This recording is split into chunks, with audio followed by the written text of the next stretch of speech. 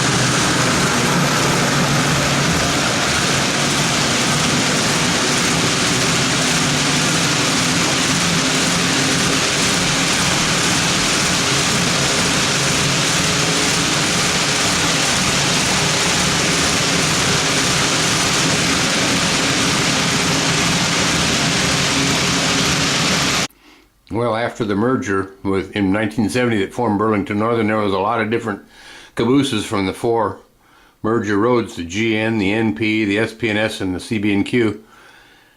This is the former CB&Q wooden caboose. It's actually a Walthers model. They did a nice job on it. But it's a former CB&Q NE10 caboose in Burlington Northern colors. The original colors on these were either a red or a green, or some of them were painted gray and had the Burlington emblem on them in where the Burlington Northern emblem is now. These wooden cabooses were quickly gotten rid of after the merger. All the wooden cabooses from the Great Northern, the Northern Pacific, Spokane, Portland, Seattle, and the Burlington were gotten rid of real quick after the merger, and they were replaced with wide vision cabooses by an international car company. Burlington Northern bought a bunch of them, and then of course some of the pre-merger roads had wide vision cabooses as well. This is another former CB&Q Burlington caboose. This is a Bachmann model. Bachmann doesn't make it in Burlington Northern, but this was a caboose that the CB&Q Burlington built in the, I think the first ones were built in 1956, and there was a second batch built in 1960. And this caboose made by Bachmann is quite accurate for a NE12 caboose, NE12 class caboose off the CB&Q. And these lasted, being a steel caboose, these lasted clear to the end of cabooses in the 1980s. As mentioned earlier, the wide vision caboose replaced the wooden cabooses that were around during the merger of the Burlington Northern. This is an Athearn wide vision caboose.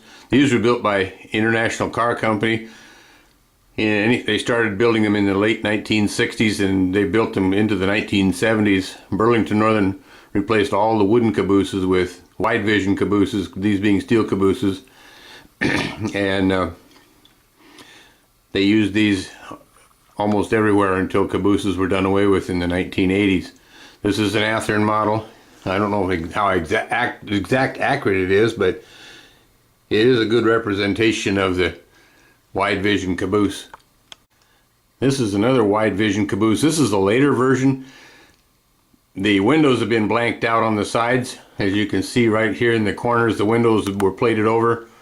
This was done because of rock throwers. People would stand by the tracks and throw rocks at trains, and they were throwing rocks at the cabooses, which was injuring trainmen, so they put metal plating over the lower windows. The cupola windows had bulletproof glass installed in them. And this is another Athearn wide vision caboose of the later version. The earlier wide vision caboose had the still had the windows in it. So anyway, these are 4 of my Burlington Northern cabooses. I have a couple more wide visions in addition to these, but these are 4 of my Burlington